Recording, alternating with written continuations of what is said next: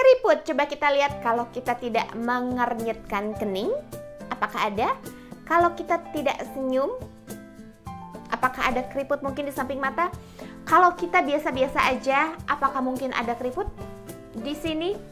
Atau garis kerut yang dalam? Coba kita cek wajah kita masing-masing ya. Mungkin ada loh ya. Sedikit mungkin satu, tapi ingat dia lama-lama bisa menjadi bukit ya. Oleh karena itu teman-teman, mari kita pelajari apa yang bisa menyebabkan keriput di wajah kita.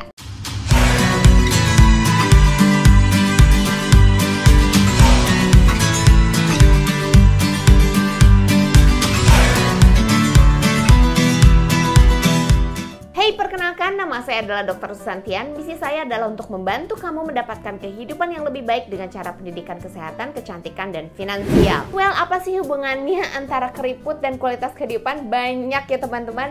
Begitu banyak masalah yang bisa disebabkan oleh karena keriput. Bukan cuma masalah di wajah aja, tapi juga masalah secara psikologis. Siapa di sini yang sama seperti saya, yang cukup cemas kalau melihat ada keriput di wajah? Kalau ada garis halus sedikit aja, rasanya, aduh kok ada sih garis halus di sini, gemes deh, sebel deh, gimana dong? Nah, saya mau bahas apa sih yang menyebabkan wajah kita bisa muncul keriput. Yang pertama, tak lain tak bukan adalah karena faktor karena faktor mekanik, karena kelamaan kita menggerakkan wajah kita.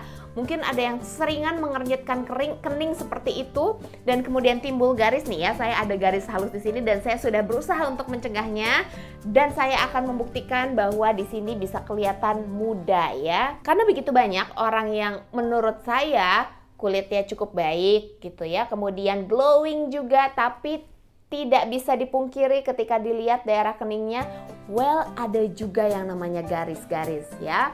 Kita harus sadari dan kita harus pahami bahwa itu mungkin terjadi.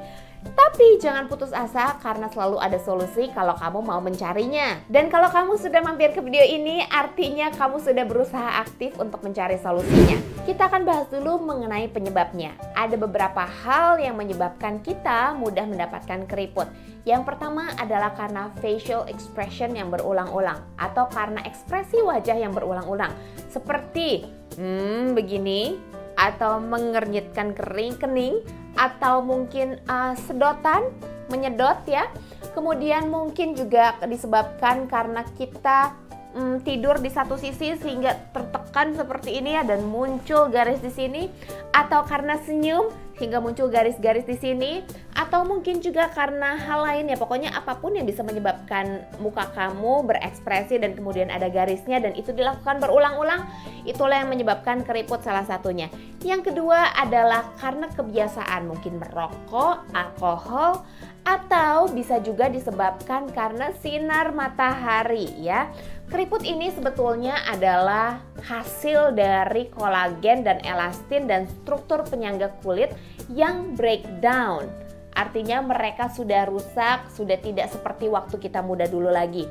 Dan kulit kita juga bisa mengalami keriput karena kulit kita kendor ya. Kendornya kenapa? Karena semakin lama semakin sedikit lemak yang tersisa di bawah kulit kita.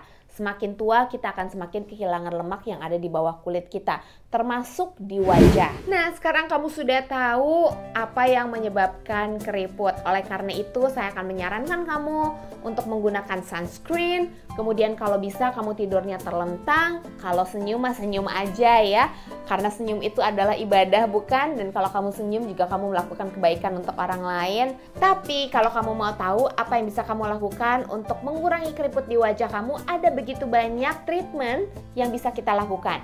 Yang pertama adalah tentu saja kita bisa botox supaya otot di bawah kulit ini menjadi lumpuh dan kemudian kita nggak bisa untuk berekspresi. Itu adalah treatment yang sering kali digunakan oleh manusia-manusia modern saat ini ya. Ada treatment laser, ada dermabrasi dan yang lain-lain. Tapi kamu mau tahu nggak apa yang bisa kamu lakukan di rumah sehingga kamu bisa memperbaiki struktur kulitnya, kamu bisa menambah kolagen di situ, dan kamu juga bisa menambahkan elastin di situ. Kalau kamu mau tahu, maka saya akan membeberkan dalam video berikutnya, di mana kamu akan belajar apa sih treatment yang kamu bisa lakukan di rumah supaya kamu bisa mengurangi yang namanya keriput di wajah. So stay tune, jangan lupa subscribe dan tekan tombol lonceng notifikasinya supaya kamu selalu mendapatkan update terbaru dari saya. Please kasih komentar juga apa yang kamu ingin pelajari bersama dengan saya di Dr. Susan Show ya. Kalau kamu ingin berkonsultasi silakan di 0812 2026 1686 atau bisa juga kamu berkonsultasi dengan konsultan yang mengirimkan video ini untuk kamu. Oke? See you in the next video. Bye bye.